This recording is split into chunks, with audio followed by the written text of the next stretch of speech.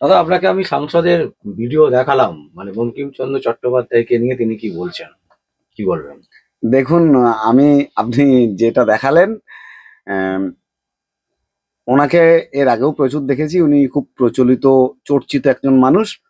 উনি প্রচুর ধর্মজ্ঞানী বলে নিজেকে এস্টাবলিশ করে ফেলেছেন সোসাইটিতে। কোনো কারণবশত উনি বোধহয় কোরআনটা পুরোটা পড়েছেন। অন্য বইয়ের কতটা পড়েছেন আমি জানি না, কিন্তু কোরআনটা খুব ভালো করে পড়েছেন। ওনাকে যদি বঙ্কিমের কোনো বইয়ের থেকে প্রশ্ন করা হয়, উনি কতটা উত্তর দিতে পারবেন আমি জানি না, কিন্তু উনি কোরআনের সব উত্তর জানেন। ঠিক আছে, উনি স্বর্গ মর্ত পাতাল সম্বন্ধে কমপ্লিট জ্ঞান আছে, এবং উনি বোধহয় ঘুরেও এসছেন সেসব জায়গা থেকে। এবং ঘুরে টুরে উনিই বোধহয় এখন বর্তমানে আল্লাহর একেবারে দূত হয়ে এসছেন। সেই হিসেবেই নিজেকে রিপ্রেজেন্ট করার চেষ্টা করছে। তাতে ইনকামটা কম হচ্ছিল বলে প্রধানমন্ত্রীর হাত ধরে, নরেন্দ্র মোদীর হাত ধরে রাজনীতিতে জয়েন করেছেন, যাতে নরেন্দ্র মোদীরও একটু সুবিধে হয় রাজনৈতিকভাবে, ধর্মীয় রাজনীতিটাকে ভালো করে স্টাবলিশ করতে, এবং এনার সুবিধা হয় একটু ইনকামটা বাড়াতে। এই কাজটা করতে গিয়ে উনি আজকে বঙ্কিমচন্দ্রের ডিগ্রি খুঁজে বার করছেন। এটা খুব ভালো লাগলো যে উনি বঙ্কিমকে চর্চা করেছেন। ওনার একটু হলেও পাপ ধুয়ে যাবে। উনি বঙ্কিম খুঁজেছেন, অন্তত 7বার বঙ্কিমের নাম বলেছেন, ওনার পাপ ধুয়ে যাবে আমি বলছি। উনি ধর্মকে নিয়ে যে বিরাট ব্যবসা করেছেন, মানুষকে যেভাবে বিরাট বোকা বানিয়ে চলেছেন, এবং ধর্মকে করতে করতে রাজনীতিতে দাঁড়িয়েছেন, ওর মতন বড় পাপই দুটো হতে পারে না। কেউ ধর্ম যাজক কখনো রাজনৈতিক প্ল্যাটফর্মে আসতে পারে না, আসা উচিত নয়, সেটা কখনোই ধর্ম যাজকের সাথে যায় না। তো উনি যে একজন পাক্কা ব্যবসাদার, সেটা উনি এস্টাবলিশ করতে পেরেছেন, এবং সেই পাপের কিছুটা পাপ ধুয়েছেন বঙ্কিম চর্চা করে। আর উনি বঙ্কিমের যে ডিগ্রি খুঁজতে চেষ্টা করেছেন বা বলার চেষ্টা করেছেন, সেটাতে উনি পরিষ্কার প্রমাণ করেছেন যে আসলে আমরা এতদিন যেটা ভাবতাম ওনার জ্ঞান সম্বন্ধে, ওনার অ্যাকচুয়ালি কোনো জ্ঞান নেই। তাই হয়তো এরপরে বাবার কাছ থেকে বা মায়ের কাছ থেকে উনি জানতে চাইতে পারেন যে আমার বাবার ডিএনএ এর সাথে আমার ডিএনএ মা মিলিয়ে দাও, নাহলে আমি মানবো না যে আমার বাবা বাবা কিনা। কারণ যেহেতু বঙ্কিমের ডিগ্রি উনি খোঁজার চেষ্টা করছেন, বঙ্কিমের ডিগ্রি খোঁজার জন্য বঙ্কিমের সার্টিফিকেট লাগে না, বঙ্কিমের লেখাগুলোই বঙ্কিমের ডিগ্রি। বঙ্কিমের লেখাগুলোই বঙ্কিমের ডিগ্রি। বঙ্কিম যেটা সমাজকে দিয়ে গেছে সেটাই তার ডিগ্রি। উনি এত জ্ঞানী হতে পারেন, উনি এই কথাটা জানেন না। বঙ্কিমের ডিগ্রিটা ওইভাবে ডিফাইন বা খোঁজা যায় না। বঙ্কিমের ডিগ্রি খুঁজতে হবে তার সমাজের প্রতি ডেডিকেশন, তার সমাজে কি দিয়ে গেছে, তার লেখা, তার কাজ, সেটাই তার ডিগ্রি। ওনার যে কোনো ডিগ্রি নেই এবার বুঝলাম। এতদিন আমি জানতাম উনি একটু লেখাপড়া জানতেন, উনি যে গণ্ড মূর্খ, এবং উনি ইন ফিউচারে যে নিজের মায়ের কাছে গিয়ে বাবার পরিচয় খুঁজবেন কিনা, হতে পারে উনি যদি দ্বন্দ্বে পড়ে যান, উনি মাকে জিজ্ঞাসা করতে পারেন যে মা, আমার সাথে আমার বাবার ডিএনএ মিলছে কিনা, মিলিয়ে দাও। উনি যদি খুঁজে না পান, উনি সংসদে বলে দেবেন যে আমার মা আমারে মিথ্যে কথা বলেছিল, আমার ওটা বাবা নয়। বা ডিএনএ যদি মেলে, তাহলে উনি দেখাবেন যে হ্যাঁ আমি অমুক লোকেরই সন্তান। উনি এটাই হচ্ছে করেছেন, আর কিছু করেননি। আর নোংরা কিছু দেখিয়েছেন। কলকাতাতে মেসি এলো, আরো 3টে জায়গাতে মেসি গেছিল, কোনো জায়গাতে কিন্তু কোনো অশান্তি হলো না। কিন্তু যুব ভারতী ক্রীড়াঙ্গনে যেটা হলো, এবং তারপরে অরূপ বিশ্বাসের যে চিঠি প্রকাশ্যে এলো, কি বলবেন পুরো বিষয়টা নিয়ে? গাড়িতে লেখা থাকে আপনার ব্যবহারই আপনার পরিচয়। মেসি ভারতবর্ষের যে কটি রাজ্যে গেছে, প্রত্যেকটা রাজ্য তার ব্যবহার দিয়ে তার পরিচয় বুঝিয়ে দিয়েছে, তার রাজনৈতিক অবস্থান বুঝিয়ে দিয়েছে, তার সামাজিক অবস্থান বুঝিয়ে দিয়েছে। এটাই করেছে। ওয়েস্ট বেঙ্গলের যেটা সামাজিক কালচার বর্তমানে আছে, যেটা চলছে ট্র্যাডিশনাল, সেই কালচারটাই দেখানো হয়েছে। এটার বাইরে কিছু নয়। তো হচ্ছে একজন মন্ত্রী, তার চিঠি সে বাংলায় লিখছে, বাঙালির ছেলে, তারপরে অজস্র বানান ভুল। ব্যস্ততার সহিত লিখেছিল হয়তো। আর এখন তো আমরা সত্যি কথা বলতে, আপনার এই কথাটাতে মনে হয় যে আমরা বাংলা কিন্তু ভুলে গেছি বাঙালিরা। এটা কিন্তু খুব একটা মিথ্যা নয়। আমরা এত বেশি ইংলিশ বা অন্যান্য ল্যাঙ্গুয়েজের প্রতি এত বেশি আসক্ত, এবং আমাদের জেনারেশনকে সেই দিকে আপডেট করানোর চেষ্টা করছি, সে বিষয়ে কিন্তু আমরা বাংলা নিয়ে অতটা অবগত নই। আপনি এটা খুব ভালো দেখতে পাবেন কলকাতা বুক ফেয়ারে গেলে। বই পড়া মানুষ বা বাংলা লেখা মানুষ, সেই সংখ্যাটা কিন্তু সত্যি কমছে। এবং আমি আজকে কোথাও একটা দেখলাম, আমরা বাঙালিরা কিন্তু আমাদের কালচারের থেকে লোকের কালচারটা বেশি পছন্দ করি, আমরা নিজেদের চর্চা খুব কম করি। সেই জন্যে বোধহয় আজকে সাহস পেয়েছে নরেন্দ্র মোদীর মতন লোক ঋষি অরবিন্দ বলতে, এই ঋষি বঙ্কিম বলতে সাহস পেয়েছে। আমরা আমাদের কালচারটা নষ্ট করেছি, আমরা আমাদের কালচারকে সেইভাবে নিতে পারছি না, বা আমরা তাকে ধারণ করে রাখতে পারছি না, তার সুযোগ কিন্তু অন্য ভাষী মানুষরা নিচ্ছে। তারা কিন্তু তাদের ভাষাকে, তাদের সংস্কৃতিকে তারা যথেষ্ট সম্মান দেয়। আপনি তার সংস্কৃতি, তার কালচার, তার ভাষায় আপনি কিছু করতে গেলে পারবেন না, এবং তারাও যথেষ্ট শালীনতার সহিত সেগুলোকে মান্যতা দেয়। কিন্তু আমাদের বাঙালিদের মধ্যে কোথাও একটা যেন বদ্ধ মূল ধারণা হয়েছে যে আমরা বাংলা বাদে আর সব পারলে বোধহয় স্মার্টনেস, এই এই অভ্যাসটা আমাদের মধ্যে চলে তাহলে এসেছে। তারই ইংরেজিতে লিখতো, প্রতিফলন। তাহলে ইংরেজিতে লিখতো। ইংরাজিতে লিখতো বলতে, দেখুন ইংরাজিটা আমরা যেটা রাস্তাঘাটে দেখি স্মার্ট, আর ইংরাজি লিখতে পারা কিন্তু এক নয়। স্মার্টনেস অন্য জিনিস, ইংরাজিতে কথা বলা অন্য জিনিস, ইংরেজিতে লেখা কিন্তু অন্য জিনিস, ইংরেজি পড়া একদম অন্য জিনিস। আমি এগুলো মানে বাড়িয়ে বা কাউকে ছোট বড় এইসব করার জন্য বলছি না। আপনি বাঙালিদের জিজ্ঞাসা করুন কটা বাঙালি ইংরাজি শিখতে গিয়ে সত্যি সত্যি সালমান রুশদি পড়েছে বা পড়ে, বা কটা বাঙালি কিডস পড়ে, বায়রন পড়ে, স্যালি পড়ে। এদের পড়া হয় না। কিন্তু আমরা একটা ভাষা ভাষা ইংরাজি শিখি, আমাদের সেভাবেই শেখানো হয়, একটা কর্পোরেট ইংলিশ শেখানো হয়, আমরা সেই স্মার্টনেসটা পাই। আর তার মধ্যে সেইখান থেকে শিক্ষা পেয়ে যেটা লেখা সম্ভব সেটাই আমরা লিখি। তো এটা আমাদের দোষ না, আমাদের সিস্টেমের দোষ। যিনি এটা করেছেন তার দোষ নয়, এটা তার সিস্টেমের সমস্যা। সিস্টেমটা বহিঃপ্রকাশ হয়ে গেছে, এটা আর কিছুই নয়। কিন্তু তিনি কিন্তু এমনি স্মার্ট, তার আগের অন্য কাজ বা অন্যান্য যথেষ্ট স্মার্ট। তাকে দেখে আপনি এই প্রশ্ন কোনোদিন করতে পারতেন না যে উনি বাংলা লিখলে বললেন, এটা আপনার বলার সাহস ছিল না যদি এটা জানতে পারতেন। আমাদের সমাজে যাদেরকে স্মার্ট দেখছেন প্রত্যেককে দাঁড় করালেই একই প্রবলেমে ধরা পড়ে যাবে। 100 জনের মধ্যে অন্তত 95%, একদম গ্যারান্টি দিয়ে বলছি। এই চিঠিটাতে একটা আশ্চর্যতম জিনিস দেখলাম, মাননীয় মুখ্যমন্ত্রী মমতা ব্যানার্জি লিখলেন, পরে লিখছেন দিদি। মানে এই দুটো জিনিস কি যায় একসাথে? হ্যাঁ, প্রধানমন্ত্রী যদি ঋষি বঙ্কিম চন্দ্রকে দাদা ভাবতে পারেন, বঙ্কিম দা। বঙ্কিম দা ভাবতে পারেন, তাহলে তিনি মুখ্যমন্ত্রীকে দিদি ভাবাটা তো সেটাও বেশি হয়ে গেছে। মমতা বলতো যদি টু দা চিফ মিনিস্টার, এই মমতা, এইটার শালীনতা। কারণ আমার দেশের প্রধানমন্ত্রী যে ল্যাঙ্গুয়েজে কথা বলবে, আমার দেশও সেই ল্যাঙ্গুয়েজ কথা বলবে। আমার দেশ যেটা ভাববে, তার সর্বময় কর্মকর্তা যেটা ভাববে সেটাই তো আমরা ভাববো। তো ওনার ভাবনাটা ঠিকই আছে, ওই ভাবনাটারই বহিঃপ্রকাশ। বিজেপির একদম উল্টো পিঠটা যে তৃণমূল, এটা আপনি এই প্রত্যেকটা কার্যকলাপকে একটু ভালো করে ডিপলি বা এর ব্যাকড্রপ গুলোকে যদি ভালো করে দেখেন, আপনি বুঝতে পারবেন বোথ আর সেম।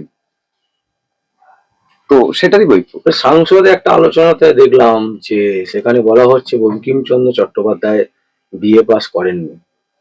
এটা কি মানে সত্যি? আসলে এটা খুব দুঃখজনক যে এই প্রশ্নটার মুখোমুখি আমাকে হতে হলো।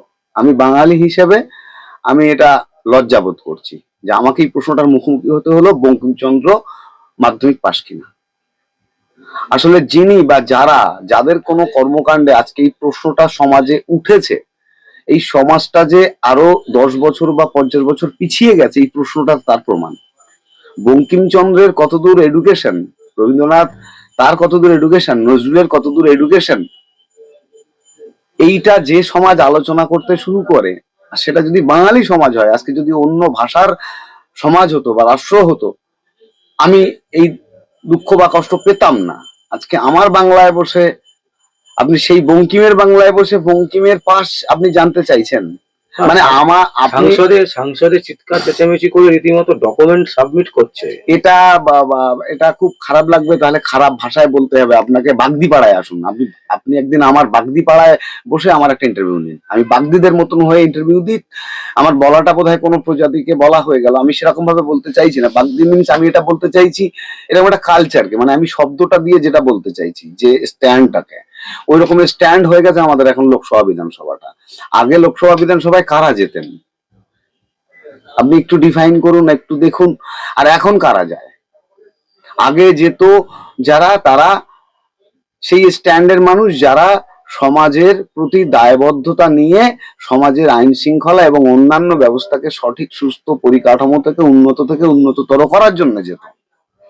আর যাদেরকে সমাজে ডিফাইন করার জন্য তারা এগুলো তৈরি করতো আইনগুলো, সেই ধরনের ক্রিমিনাল ক্যারেক্টার গুলো এখন বিধানসভা বা লোকসভায় বসে আছে। তো তারা কি ধরনের কালচার আলোচনা করতে পারে? আপনি আজকে হাইকোর্ট পাড়ায় এসছেন, হাইকোর্ট পাড়ার একজন একজন অ্যাডভোকেটের কাছ থেকে আপনি একটা ইন্টারভিউ নিচ্ছেন, সেই ইন্টারভিউটা কেমন, আপনার একটা এক্সপেকটেশন থাকে তো যে এইরকম একটা মানুষ ইন্টারভিউ দেবে। আপনি এখান থেকে বেরিয়ে গিয়ে যদি একজন চোরকে বা একজন আসামিকে বা একজন আপনি ওই শিয়ালদার ব্রিজের নিচে যারা পাতা খাচ্ছে ওদের কাছ থেকে ইন্টারভিউ নিতেন, তা আপনি তো ইন্টারভিউটা নিতে যাওয়ার আগেই মেন্টালি এই প্রিপারেড হয়ে যাবেন যে আমি যার কাছে ইন্টারভিউ নিতে যাচ্ছি এই ধরনের জিনিসই আশা করি। তো সেইটাই, এটা তো আলাদা করে কিছু বলার নেই, যারা ওখানে গিয়ে দাঁড়িয়েছে তারা তো ওই ভাষাতেই কথা বলে, তাদের ভাষাটাই ওই। আপনি ওই জায়গায় কি করে বঙ্কিমের ভাষা আশা করছেন? ওরা, আমি বলছি যারা বঙ্কিমের ডিগ্রির কথা জিজ্ঞাসা করছে তাদের জিজ্ঞাসা করে দেখুন টানা 3 পৃষ্ঠা বঙ্কিমের বই পড়তে পারবে কিনা। যদি পড়তে পারে আমি বলছি, আমি মানে কি বলবো, মানে তার সাজা মাথা পেতে নেব। বঙ্কিমের একটা যে কোনো বই, তার লেখা বইয়ের 3 পৃষ্ঠা টানা রিডিং পড়তে পারবে না। এখন সে বাঙালির সংখ্যা অতি সীমিত, খুব সীমিত। তো যে লোকটার ভাষা পড়ার যোগ্যতাই তোর এখনো হয়নি, তুই তার ডিগ্রি ডিফাইন করছিস, তুই তার ডিগ্রি কোশ্চেন করছিস, তার মানে তো তুই তোকে কোশ্চেন করে দিলি, তোর জাত নিয়ে কথা তুলে ফেললি, তুই তোকে ছোট করলি। তুই কাকে ছোট করলি? এই বঙ্কিম, রবীন্দ্রনাথ, শরৎচন্দ্র, বিদ্যাসাগর, বিবেকানন্দ, রামকৃষ্ণ, এদের এদের আবার যোগ্যতা নিয়ে আলোচনা করা যায় নাকি? মানে এদের যোগ্যতা ওইভাবে হয় আসলে? এখন না ওই যে দার্শনিক ব্যাপারটা বোঝে না। এর কদিন পরে এইসব গান্ডুগুলি হয়তো বলবে সক্রেটিস কি পাস ছিল, ও বলে ফেলতে পারে। মানে এখনো সক্রেটিস পর্যন্ত পৌঁছতে পারেনি, আর আমি জানি না যা সক্রেটিস যে জায়গার মানুষ, এটা যদি কেউ প্রশ্ন করে ওই জায়গার মানুষ ওদের পিটিয়ে মেরে ফেলে দেবে। আমরা বাঙালি বলে আমরা কিছু বলবো না, আমরা এইসব তর্ক বিতর্ক পছন্দ করি, কিন্তু আমার বিশ্বাস সক্রেটিস নিয়ে এই কথা বললে সক্রেটিসের যাদের যাদের সক্রেটিস তিনি সারা বিশ্বের, তারপরেও তিনি স্পেসিফিক যে জায়গা থেকে বিলং করেন সেই জায়গার মানুষ তাকে ছাড়বে না। আজকে দেখবেন আপনার কৃষ্ণ জন্মভূমি নিয়ে কেচ্ছার শেষ নেই, কিন্তু আপনি দেখবেন যিশুর জন্মস্থান নিয়ে কোনো কেচ্ছা নেই। আপনি কোনোদিন কোনো খবর দেখেছেন? যিশুর জন্মস্থানের কোনো খবর দেখেন? কেন? আজকে বাঙালি বলুন, বাঙালি হিন্দু বলুন, মুসলিম বলুন, তাদের ধর্মস্থানগুলো নিয়ে কি কেচ্ছা আলোচনা। তা আমরা আমাদেরকে নোংরার থেকে নোংরাতর করছি, আমরা পরপর পিছিয়ে যাচ্ছি, আমরা বুঝতে পারছি না। আর এই সমাজটা এর পরে আরো খারাপ জায়গায় যাবে। এইটাকে যদি আমরা প্রশ্রয় দিই, এটাকে ইমিডিয়েট এগুলোকে বন্ধ করা দরকার, কিন্তু বন্ধ করতে গেলে সবার আগে দরকার রাষ্ট্র শাসকরা পরিবর্তন হওয়া। সুস্থ শাসক চাই, সুস্থ শাসক যারা সমাজটাকে জানে সমাজ কিভাবে গঠন করতে হয়, যে জানে না শুধু 50 জন লোকের ভোট নিয়ে আমি নেতা হলাম, আমি সমাজ গঠন করব, কি করবো সেটাই জানি না, তাহলে সমাজ যেদিকে যাওয়ার সেটাই হবে। একটা কথা আপনি বললেন যে বিবেকানন্দ, যেহেতু বিবেকানন্দের কথা উঠলো সেই জন্য বলি যে বিবেকানন্দ স্ট্যাচুর ওপরে আমরা মেসির মানে স্ট্যাচু দেখছি, মানে মেসির পায়ের নিচে বিবেকানন্দের মূর্তি। এটা ওই যে বাঙালি বলেই, এটা এখানে বলেই, এটা এখানে বলেই এটা সম্ভব, এটা বিদেশে হবে না। বিদেশে যেখানে বিবেকানন্দের মূর্তি আছে, এই বিবেকানন্দেরই মূর্তি বিদেশে যেখানে আছে, আপনি সেখানে গিয়ে দেখুন কিভাবে রাখা আছে সেটা, তাদের প্রিজার্ভেশনটা দেখুন। তাহলে আমি আমাকেই সংরক্ষণ করতে জানি না তো, আমি সেই জাতি থেকে বিলং করি, এর থেকে বড় লজ্জার আমার কাছে আর কিছু হতেই পারে না। আমি সেই জাতি থেকে বিলং করি যে জাতি নিজের সংরক্ষণ কিভাবে করতে হয়, নিজের সংস্কৃতি, নিজের ভাষা, নিজের কালচার আমরা ভুলে গেছি। তো আমার লজ্জা পাওয়া ছাড়া আর কিছু করার নেই তো। বলছি একটা প্রশ্ন, যেহেতু বঙ্কিম দা শব্দটা নিয়ে যেহেতু বড্ড আপত্তি, খারাপ লাগে, কানে বাজে। হ্যাঁ, কিন্তু বঙ্কিম দা কথাটা শুনলে তার কানে একটা বাজে। যুক্তি, পাল্টা যুক্তিও দেওয়া হয়েছে। সেই যুক্তিটা হচ্ছে এটাই যে আমরা যেমন মিঠুনদাকে মিঠুনদা বলি, সৌরভকে সৌরভ দা বলি, হ্যাঁ, আগেকার দিনে যে সমস্ত বড় বড় গায়ক ছিল, কিশোর কুমার বাঙালি ছিলেন, কিশোর দা বলা হতো, হ্যাঁ, ঋষি দা বলা হতো। তো এরকম প্রত্যেককেই আমরা বোম্বেতে দাদা বলে সম্বোধন করি বা দিল্লিতে দাদা বলি। বাঙালিদেরকে অ্যাকচুয়ালি নামের পরে দাদা যোগ করে দেওয়া হয়। তো প্রশ্ন হচ্ছে যে নরেন্দ্র মোদী বলতে চাইছেন যে তিনি বঙ্কিম দা সেই অর্থে তিনি বলেছেন, এটা আপনি কতটা গ্রহণযোগ্য মনে করছেন? দেখুন, উনি একজন বুদ্ধিমান মানুষ, তো ওই হিসেবে ওনার যুক্তিটা খুব যুক্তিযুক্ত যে নন বেঙ্গলিরা এরকম ভাবে দাদা সম্বোধন করে, দাদাটা তাদের কাছে খুব ভালো ডিফাইন। এই একই যুক্তিতে আমি যদি বলি নরেন্দ্র মোদীর শারীরিক ক্ষমতা কম ছিল বলে বউয়ের সাথে বেশি সংসার করেনি, তার শারীরিক ক্ষমতা কোয়াটা ছিল না সংসার করার মতন, ফিজিক্যাল এফোর্ট তার ছিল না, তাই সে সংসার করেনি। আমার সেটা মনে হয়, যার মধ্যে পুরুষ হিসেবে পুরুষত্ব চাহিদাই নেই। যদি চাহিদা থাকতো তিনি তার ওয়াইফকে ওইভাবে ফেলে রাখতে পারতেন না। তো উনি ফেলে রেখেছিলেন কারণ ওনার কাছে কোনো শারীরিক চাহিদাই নেই। লোকে বিয়ে করে দুটো কারণে, বাঁচবে বলে আর শারীরিক একটা চাহিদার জন্য। এটা তো সত্যি, এটা তো মিথ্যে নয়। নরেন্দ্র মোদী কেন তার বউকে এতদিন লুকিয়ে রেখেছিলেন, বউয়ের পরিচয় দিচ্ছিল না? আসলে বউয়ের কাছে নিজের পরিচয়টা খুব লজ্জার ছিল, তাই জন্য উনি সমাজে দিচ্ছিলেন না। এটা যদি আমি বলি হতেই পারে। যুক্তির তো শেষ হয় না, যুক্তির শেষ হয় না। ওর বাবার নিয়ে যদি বলি, নরেন্দ্র মোদীর বাবা হচ্ছে আমার মানে কি বলবো, একেবারে নোংরা বন্ধু, এটা আমি বলতে পারি না। কারণ আমার বাবার সাথে আমার নোংরা বন্ধুত্বের সম্পর্ক বলে দিলাম নরেন্দ্র মোদীর বাবার সাথে নরেন্দ্র মোদীর নোংরা সম্পর্ক ছিল, এটা আমি বলতে পারি না। এইসব যুক্তিভুক্তি চলে না, এইসব ক্যারেক্টারের সাথে কোনো যুক্তি চলে না। বাবা বাবাই হয়, দাদু দাদুই হয়, এগুলো নিয়ে ব্যাখ্যা করা উচিত না।